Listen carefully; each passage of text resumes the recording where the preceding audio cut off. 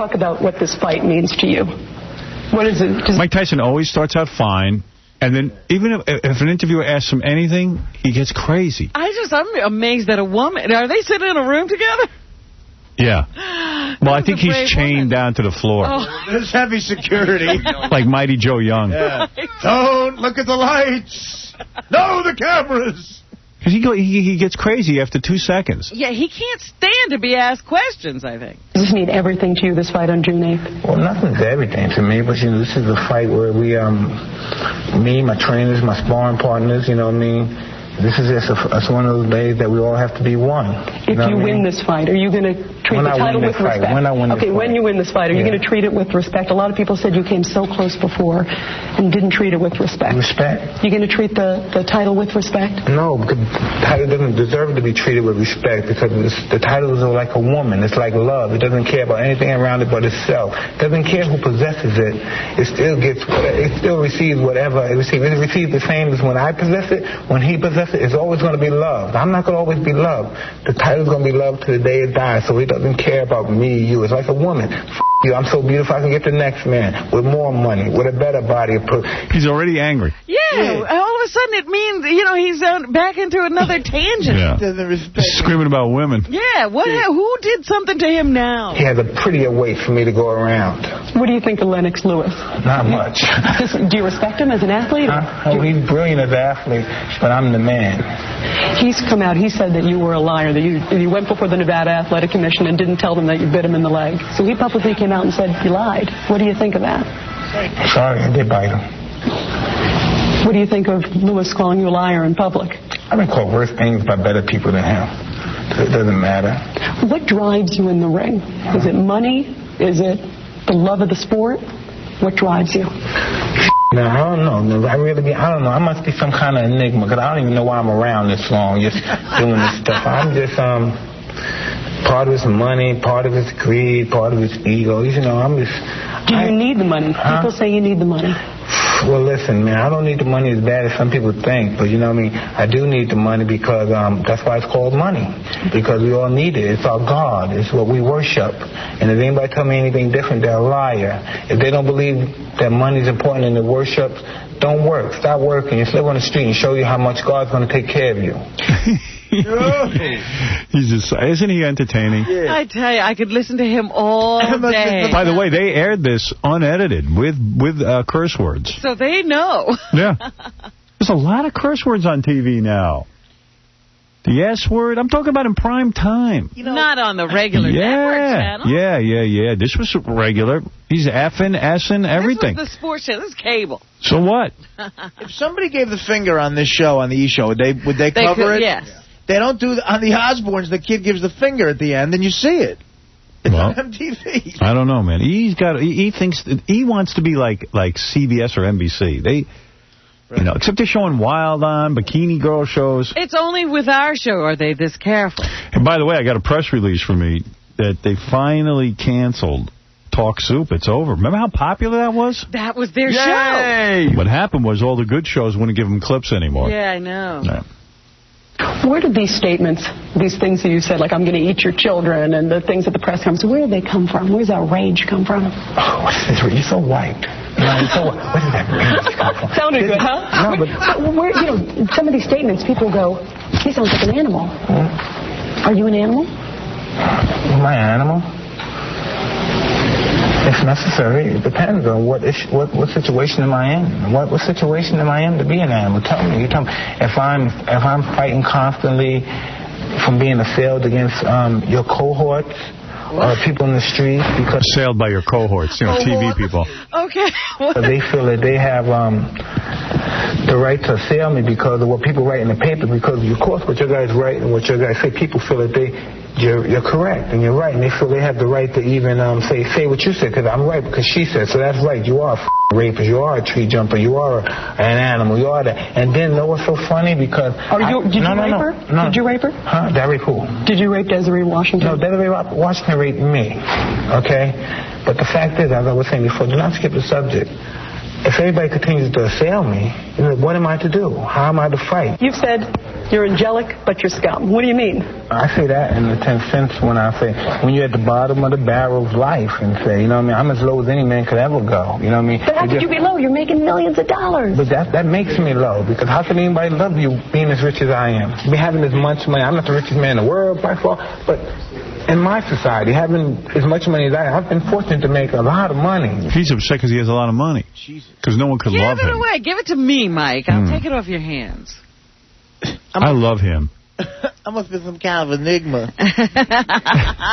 When your cohorts say that you rape somebody, nobody rapes anybody. People rape me.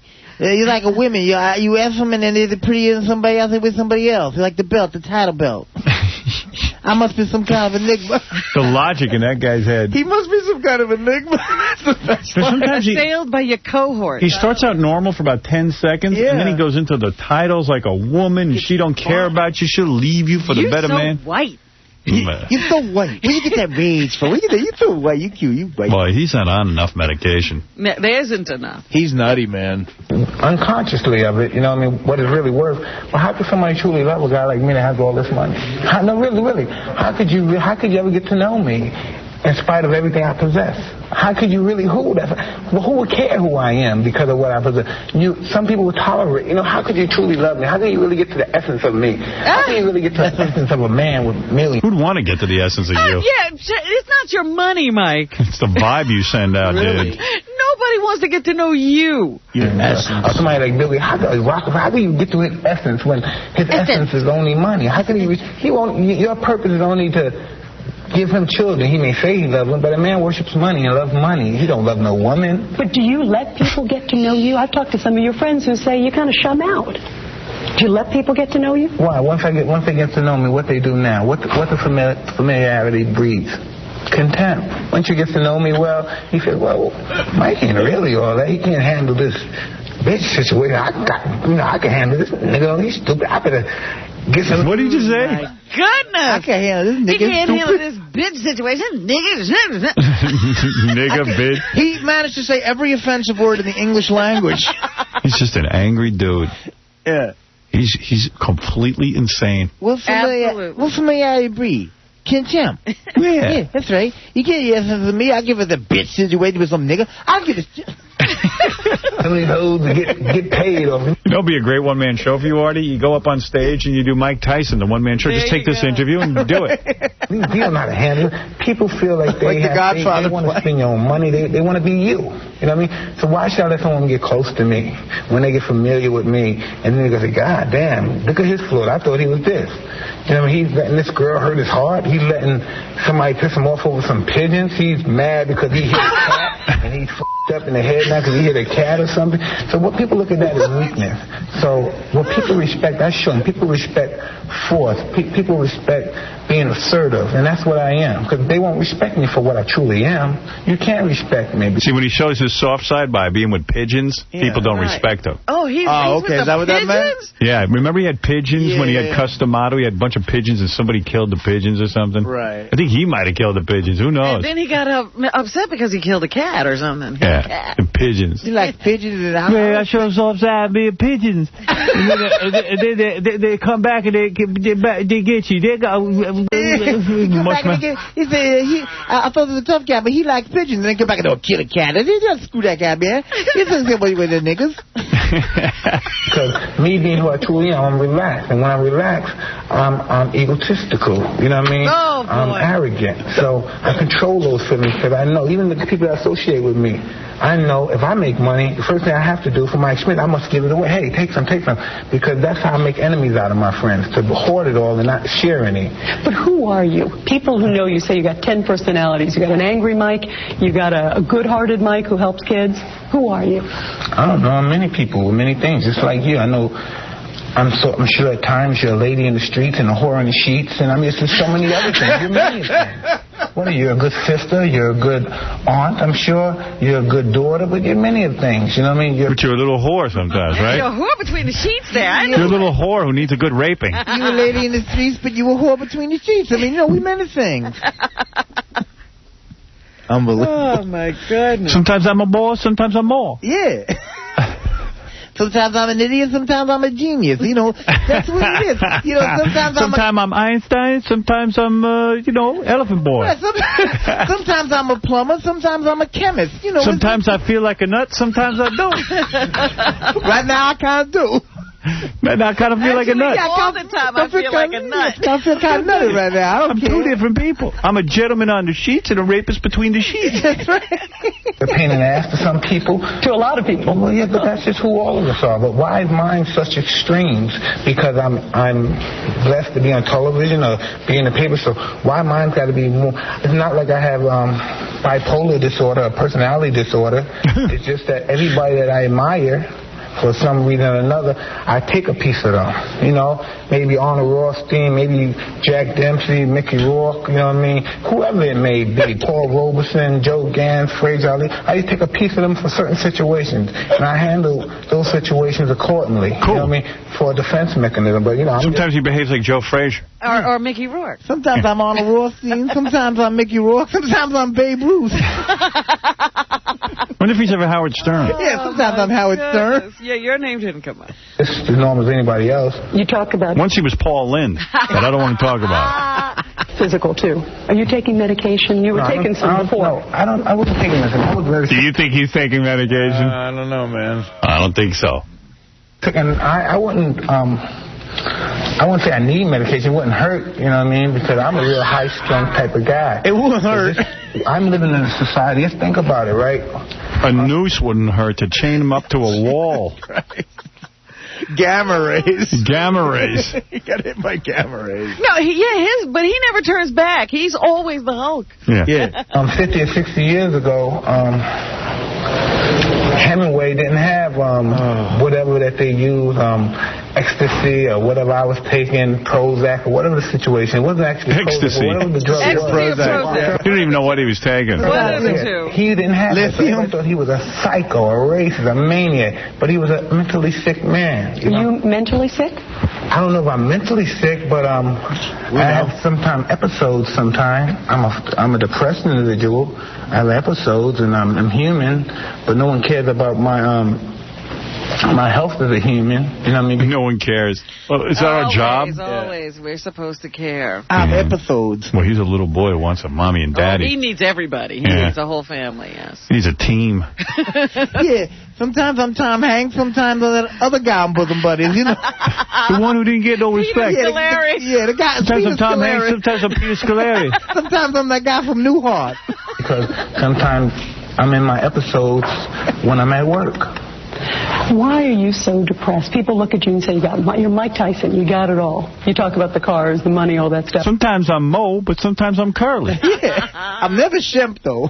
Never, ever. That's weird. I'm never Shemp. Never Curly Joe Besser. Yeah. Have you ever been so depressed you thought about killing yourself? Well, that feeling goes through everyone's mind, I'm sure. And if it doesn't, I don't know, it must be crazy. Yeah, everyone thinks about that. It must be crazy. Sometimes, you know what I mean, it's just tough being a nigga, and it's tough being a bad nigga. Yeah. You know what I mean? Yes, when... But you're a rich one. You got a lot of... You're a rich nigga. Rich one, lady, you're just a nigger. You're a rich nigga. Yes, but you're a rich nigger. That's right. A lot of people surrounding you. That adds to depression. That adds to the false sense of security. You know, I got to be around all these cats. I don't know who love me. You know, I've been around cats. I've been in times where I've been around a guy for a long time, and I'm trifling at times. I've been around a guy, and I portrayed myself to be something. Tell you what, this woman's a good interview. She knows how to get this guy rocking. And she goes right in for those questions, man. Are you an animal? Did you rape Desiree Washington? Did you rape her? Yeah, just bullet point. You're a rich nigger. You're a rich nigger. But you're a rich nigger. Are you a good nigger or a bad nigger? Well, that's a tough one. Sometimes I'm a bad nigga, sometimes I'm a good nigga, sometimes I'm Mo, sometimes I'm Curly. I'm a bad nigga. Sometimes, and you're a rich nigger. Sometimes I'm like a decent Puerto Rican, you know. What I want, and I'm not like these guys, because in my situation when I was younger, it was detrimental when I was being kind to somebody, because at the end it was never a pretty sight. But I'm just saying, it's just, I don't know, man. I have issues just like everybody else. Everyone probably needs really? them. I probably need So your issues are not like everyone else. I think he has a few more than everybody. You have more issues than I'm at the shrink 3 times a week, and I got less issues than you. I got issues. I got cohorts, and I got episodes. He says things that make me wonder. He says, when I was younger and I was nice to people, it turned ugly. Yeah, no kidding. Somebody, how could I talk to somebody that just looks at me and say, well, and then when I'm really getting ready to feel this guy and put my heart out, yo, go pay. That it's business. You think it's business for them. Time's up. Please, no, let me explain. Okay, go ahead. Hold it, Mike. I'm sorry. Drop the $200 off at the desk of my secretary and make an appointment for me to come back next week. So it's business. They don't care about you, is what you're saying. Regardless, we know that, but I'm getting ready to pour out my heart with this. I think he was saying he goes to a psychiatrist for $200. Yeah. Make an appointment. Is that what he's saying? 'Cause Yeah. I can't figure this part out. Yeah, he's completely confused. He's just so dumb. Gotta get a better psychiatrist. Yeah, he's as complicated as Pearl Jam's glorified G. Really, it was easier to figure that song out than this. All right, I think we heard enough, huh? What do you think? I love it. I could hear it all day. I understand.